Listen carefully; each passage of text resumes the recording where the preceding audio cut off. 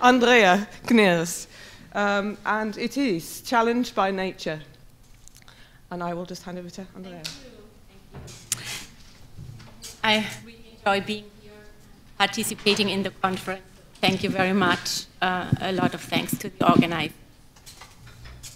Dealing with the question how structural damage occurred in New Kingdom rock-cut tombs at Sheikh Abd'el-Qurnah, I found it important to first concentrate on construction processes and strategies at stake at the site before going into more detailed analysis of disaster history at this cemetery, where also TT95, the tomb of the high priest of Amun Meri, is located. It's switching back and off. Okay, the microphone. In ancient times, the mountain range of western Thebes, including its prominent foothill Sheikh Abd'el-Qurnah, was considered a transitional zone between the realm of the living and that of the dead. From the Middle Kingdom onwards, its slopes facing north towards Del Bahari and east towards the royal temples along the edge of cultivation became a prime location for elite rock-cut tombs, culminating in an intensive use of the hill during the Middle 18th dynasty. While following the topographical trajectory of royal funerary and divine cult installations during this period, the cemetery gradually expanded from north to south, making the middle ranges of the southwestern slope of the foothill the top spot for ambitious tomb building in the later reign of Thutmose III and in the early time of his successor Amenhotep II. Okay. This one is much better. We'll try. Is it better? Oh, it's very loud. Okay. Try. Now we are here. All right. Under Amenhotep II, tombs were also erected on the southern slope of the foothill, facing east towards the processional avenue leading up to the temples of Del Bahari and even further towards the temple of Karnak on the east bank. For those title holders whose tombs occupied the middle range of the hillside, both the visibility of their monument and direct view on the royal temples along the cultivation edge and on the city of Thebes must have been a main incentive to choose this location, although they did not seek to build at the top of the hill, a tendency recognizable in big-scale tomb building during the Middle Kingdom and also during the early 18th dynasty. It is also apparent that before the Middle 18th dynasty, huge building projects were more widely spread in the Theban necropolis, including, apart from Sheikh Abd'el-Qurnah, Drabul Naga, the Asasif, and the plain in front of Sheikh Abd'el-Qurnah. One reason for clustering high elite tombs on the middle southwestern and southern slope of the hill during the later reign of Thutmose III and in the time of Amenhotep II might therefore have been the availability of well-located virgin ground. From the time of Thutmose III onwards, prime locations for mortuary monuments became more and more scarce. What I would like to suggest is that these concentrations of large tombs followed a planned building scheme allocating this prime location to a small group of privileged persons closely linked among each other and to the king. I would equally assume that in this micro-cemetery, large building lots were delimited in the virgin rock sometime before construction work definitely started, probably before the plots were personalized. Although this question still needs further investigation, I will bring your attention to two example cases that, in my view, corroborate this idea. The two tombs constructed for Yamunetche, first royal herald under Thutmose III, TT84 and TT453, according to the numbering of Friederike Kamp, and that of the high priest of Amun Meri, TT 95, built late in the reign of Amenhotep II. Excavations carried out by Elina Pauling-Grote in and around TT 84 on behalf of the German Archaeological Institute in Cairo revealed that Yamunetech had initiated a building project just above TT 84, numbered TT 453, on the next higher level on tomb allays, before constructions in the tomb known as TT 84 started. Although work at the site was stopped at an early stage, rows of two different kinds of stamped cones below a frieze of cornice and torus bricks had already been integrated into the retaining stone wall erected above the facade of the chapel. Eventually, the wall collapsed and tilted forward into the forecourt. The cones from 453 show on their stamped front side the texts known under number 34 and 281 in Davis McAdams' publication of cones, and attest to Yamunetech's earlier career, while being a Imira Ruit and a Wehemu Ensu, as opposed to numbers 283 and 548, which bear the titles Wehemu Ensu Tepi, as well as Seha Udehu and Imira Genuti, in accordance with the titles mentioned in the inscriptions in TT 84. It seems therefore obvious that at the end of his career, he managed to acquire a new building location on the next deeper level, where bigger lots were still available, offering more space for an ambitious construction project, although the carving of the first hall in TT 453 had already been finished when work began in 84. In contrast, the plot of Yamunetech's earlier tomb was apparently squeezed into a group of tombs built earlier in the 18th dynasty and during the Middle Kingdom, in close proximity to the tomb of Nacht Min, owner of TT 87, who had been one of his predecessors as a director of the granaries early in the reign of Thutmose III and Hatshepsut, and whom he must have known from the time he started his career as a director of the doorway of the palace. The axial overlap of indoor and outdoor space of both structures on two levels, bringing their combined ground plan in line with that of TT 85 close by, also suggests that their simultaneous use for funerary practices by Yamunetech and his family. The older tomb was therefore not abandoned, but integrated into a bigger project design to satisfy Yamunetech's more ambitious taste.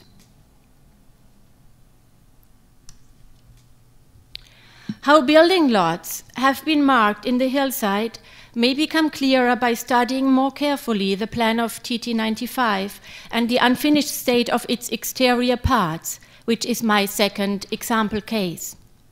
The tomb complex was constructed for Meri, high priest of Amun, during the later reign of Amenhotep II, according to its wall paintings and to hieratic building records left on the site. Both the paintings of the rock chapel and remains of burial assemblages from adjoining contemporary substructures bear witness to the tomb's use as a family sepulchre. Two burials of close relatives of Meri's could thus be identified, that of his mother Hunay, one of the wet nurses of Amenhotep II, and that of his wife Meet, a songstress of Amun. Hunay's ambitious substructure, departing from the southern part of the facade and expanding from a small room over a descending staircase to a burial chamber deep inside the mountain, crucially affected the overall construction plan of the tomb. As is easily recognizable in the plan of the complex, the central axis of the rock chapel is not identical with that of the courtyard.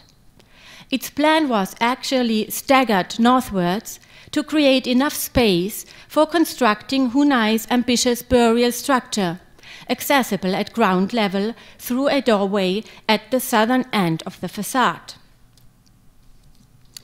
This implied not only falling out of the symmetry usually sought in contemporary Theban rock tomb design, but also taking the risk of breaking into the first hall of Senefer's tomb, TT 96, built earlier in the reign of Amenhotep II.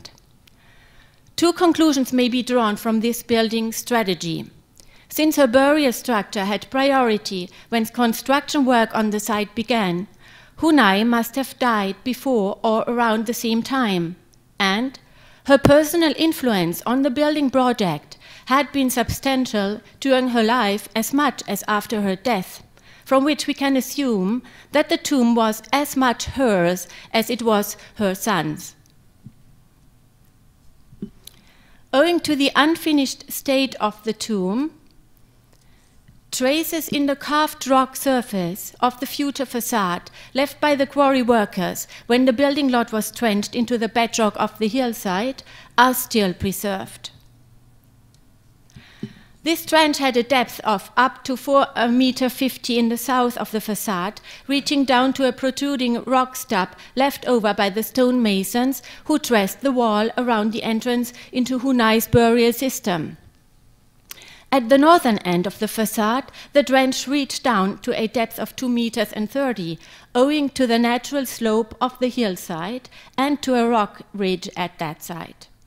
It is evident that both the ground and the irregular rock face of the facade did not receive much trimming after the building lot had been trenched. Also, the lower side of a roughly chiseled, almost square-shaped niche cut into the rock wall reaches down to the same level. Only the southern and upper side of this niche are clearly accentuated in an almost right angle, having a depth of about 40 centimeters. The upper side is again in level with the upper edge of the doorway leading into the tomb chapel. I would therefore like to argue that the niche had also been left by the quarry workers who were employed for cutting out the trench into the living bedrock of the hillside. They had been instructed to roughly trim the western side of it to a width that matched the extension of the future facade. In many tombs, this breadth would be identical with that of the forecourt and of the transverse hall of the planned tomb. As it had an impact on the overall size of a tomb's forecourt, it was the most important measurement given before actual work at the construction site finally started. The height was still negotiable, as shows again the case of TT 95, where the ground level of the courtyard, first adjusted to that of Hunay's substructure, had been changed once work inside the rock chapel was begun. Increased width also meant increased visibility of the burial site from the distance. We go back to the facade of TT 95. The chiseled angle in the facade of 95 shows that the tomb entrance was originally planned in the middle of the facade, along the central axis of the courtyard. This was the location from where the quarryman's adit or gallery should have been deeply driven into the mountain rock. By stacking out the building lot for 95, a width of 19 meters was finalized. When the building site was allocated to the family of the high priest, and work started at the time of or shortly after Hunay had died, the plan to build for her an ambitious burial complex did not only result in moving the chapel out of the originally planned central axis, but also in reducing the maximal width of the first inner hall for about 1.50 meters. I would also like to suggest that the gravel from the mountain surface and limestone chips produced by carving the building lot into the living bedrock were used for landscape modeling in the area. As the natural slope of the hillside falls away sharply to the north and to the northeast of 95, this descent was graded by filling it up with the stoneworkers' debris. Before construction work started in 95, this fill served as a foundation of the extension walls related to earlier building projects close by. The southern stone enclosure wall of 96 and the stone wall built up above the facade of 29. A hieratic note on a limestone flake mentioning year 10 had been discarded in these debris layers, as this part of the southern promontory of Sheikh Abd'el-Qurnah was developed into a micro-cemetery in the time of Amenhotep II. The date very probably refers to his reign. One may therefore conclude that the hillside facing east had been opened up as a building site for huge rock tombs around year 10 of Amenhotep II. Based on the cemetery's layout, the tomb's contemporaneous origin, and the architectural record established for the tomb of Meri, I would argue that in a first stage, the hill had been vertically divided into two trenches, looking almost like two pieces of a gigantic cake.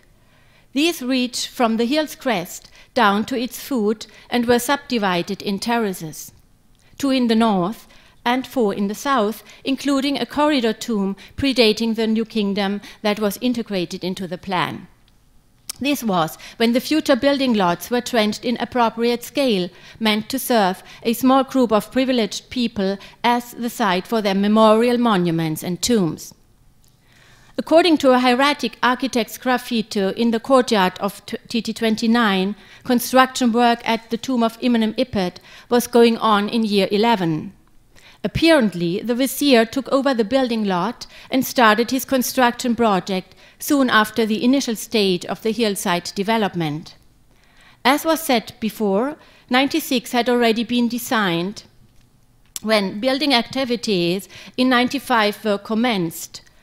A group of hieratic ostraca recording the progress of work in the tomb of Meri for a specific period is explicit in this respect. They document a period of 4 years between the year 21 and year 25. A later date in the reign of this king is also suggested for construction work and paintings in 93.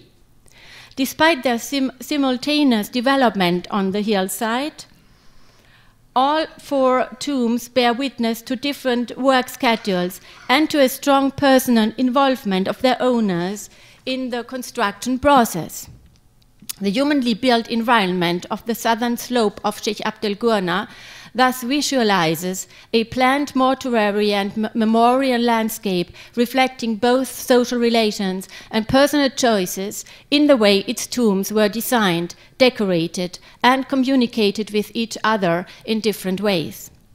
Their materiality expresses personal attitudes and social competition as much as the wish to show one's participation in an inclusive social network based on royal milk kinship. During and after construction, smaller plots between major building sites may have been acquired on a less formal basis, similar to the processes that shaped other cemeteries, such as the nuclear cemetery G 2100 at Giza, discussed by Peter de Manuelian. Or it can be compared to the urban development of the city of Amarna, where smaller houses were built around the huge villas. Despite having been part of a formal royal master plan, the spatial distribution of the villas left enough room for a more natural urban growth between them, reflecting the social relations and other life routines that made people build their houses in clusters, as Barry Camp has shown. So now I would like to ask the question how at Sheikh Abd'el-Qurnah South, the natural and the humanly built environment interrelated with each other. As anywhere else in the Theban necropolis, also here conglomerate rock and soft, tough layers alternate with the so-called Qurnah limestone, the compactness and stability of which vary from place to place. Higher up the hill, where the bedrock was more exposed to erosion and still is, the geological morphology was not advantageous to sustainable large-scale tomb building. Some vertical fractures penetrate through the courtyards and the facades of the tombs. They might have occurred through geophysical processes similar to the slope deformations examined and recorded in the Valley of the Kings already in the 90s. Still, some of the biggest tombs in the necropolis before the late 18th dynasty, including the cluster of Sheikh Abd'el-Qurnah South, were constructed close to the surface of the mountainside. Does this mean that the tomb builders were not aware of the dangers involved in these locations? Or that their commissioners did not care? Or that other factors were involved in the choice that made them take a risk? As I suggested above, good location and the wish to socially and ritually interrelate with ancestors and deceased peers, or with gods and deified kings, might have been the strongest incentives for topographical choices within the necropolis. Cutting rock chambers along the softer conglomerate strata, which made work much less time and energy consuming as opposed to quarrying in compact limestone, is a well-attested procedure followed by ancient quarry workmen. It bore, however, the risk of structural damages in building projects. As ancient restoration activities documented in the building record of, for instance, TT71 show, architects, quarrymen, and stonemasons were very much used to the challenges of poor rock quality. Similar repairs can also be retraced in some of the tombs in Sheikh Abd'el-Qurnah South. In 95, the working crew had to deal with a rock artery of softer consistency running almost vertically through the bedrock where initially the entrance of the tomb chapel had been planned. This would have eased the work in progress of hewing out the adit eventually shaped into the central passageway of the tomb. As a consequence of the axial staggering of the inner chambers of 95, quarrymen and stonemasons had to cope with the artery when carving the pillars in the southern part of the first and of the second hall. They ended up filling fissures and cracks with gypsum and mud mortar and installing support plates or beams on ledges cut into the upper part of the affected pillars. These repairs are still visible today. According to Norm de Garis Davis, the workmen carving the inner hall of the tomb of Kenamun, TT93, carried out similar procedures. The architectural record of both tombs, however, shows that the bedrock of these halls, inflicted by geophysical processes, eventually gave way, causing parts of their ceiling to collapse at a time when construction work was still going on in these sites. In the huge second pillared hall of 93, a great mass of rock detached itself from the roof, carrying with it the upper part of the northern pillars, creating a natural dome in the ceiling. The event resulted in building up a brick wall across the hall along the two broken pillars to screen off the damaged and hazardous area. The visible sides of the three interspaces of this wall were shaped as false doors, plastered and painted. In 95, however, the damage was irreversible. When rocks detached from the ceiling in the first hall breaking a pillar, a big part of the roof was equally brought down, exposing the room to the open air. Also, in the second pillared hall, where a team of stonemasons was at work, trimming the unfinished pillars and walls, blocks of rock broke away from the ceiling in the south aisle, creating a small vault.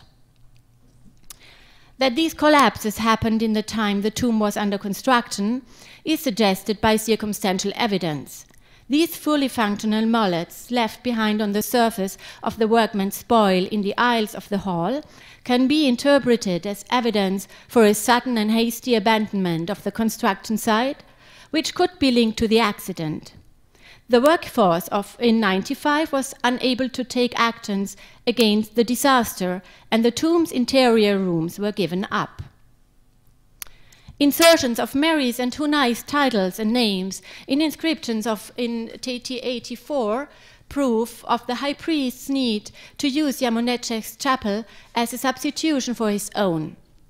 This older mortuary chapel proved to be a good choice, as it was close to the still functioning substructures of 95, where Hunay and other family members were buried.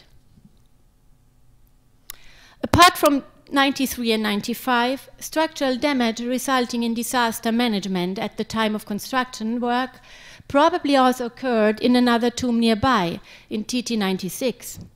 Here, broken relief slabs and jambs, once adorning the monumental doorway of the chapel, were reused as casings of the entrance to the Nefer's burial chamber, which had originally been locked by a wooden door.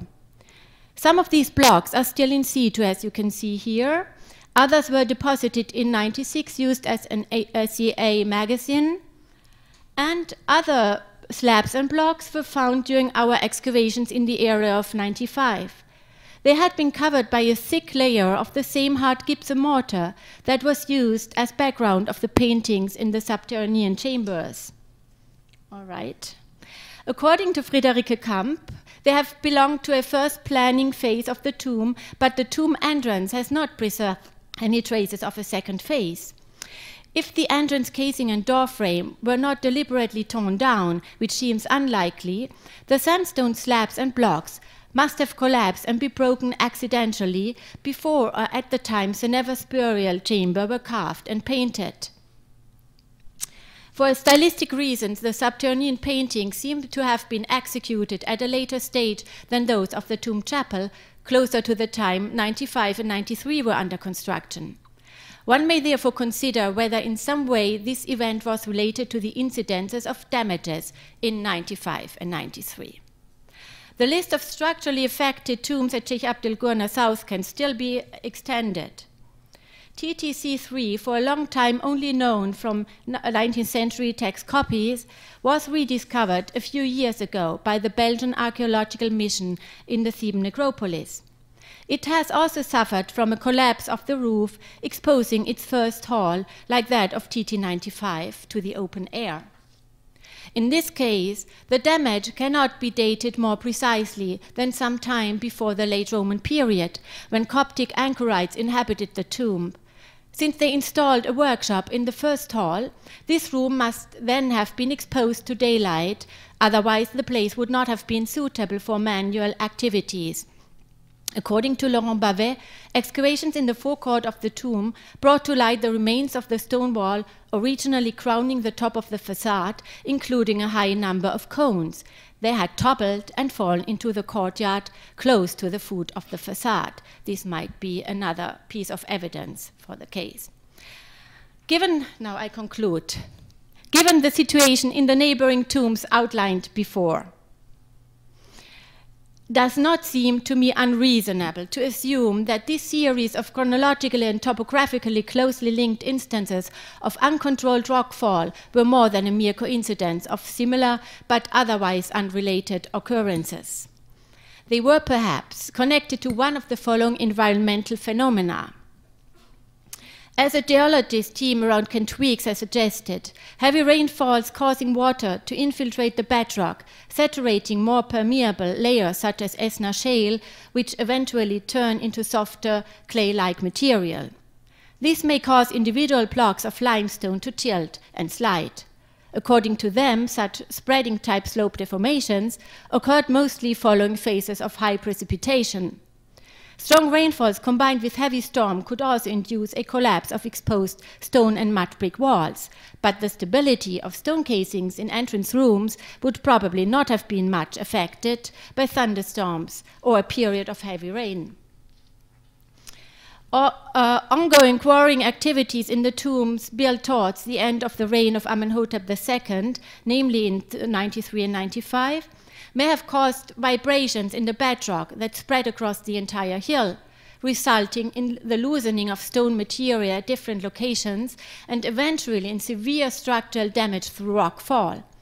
Whether, however, such vibrations could also trigger the collapse of heavy stone casings, such as those recorded for 96, can be questioned.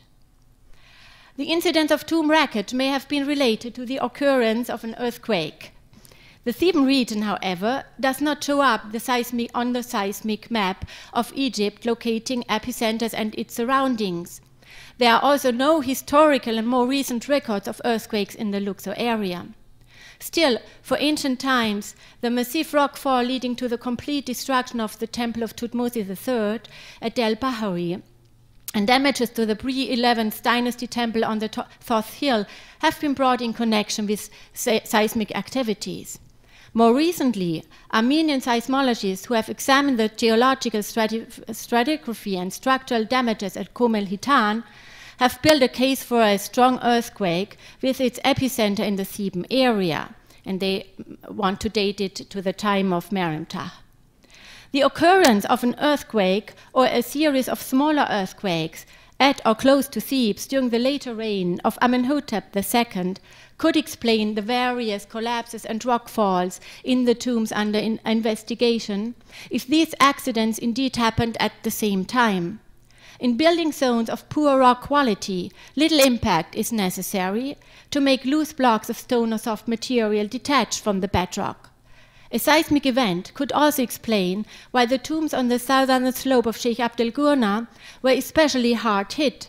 Huge structures carved into bedrock layers close to the surface of the mountainside would be struck by a seismic impact in a stronger way than tombs cut into the deeper layers of the mountain, such as TT100. The question whether such an impact was nature-based, linked to tectonic movements, or humanly induced needs to be further investigated. So finally, I conclude. I'm finished. At this present stage, the perspective presented here may appear conjectural. It has, however, the potential to turn into empirically based evidence if the geological analysis of rock mechanics planned for next season in Sheikh Abd'el-Qurnah supports it. In their investigation, a team of geologists housed at the Federal Technological Institute Zurich will examine rock slopes and wedge stability in the tombs and in their environments and analyze possible circumstances of structural collapse. Their results may be an important contribution to a materiality-based archaeology and may help to understand better an important aspect of the environmental history of the Theban necropolis as a whole. Thank you for your attention. Sorry to rush. Thank you.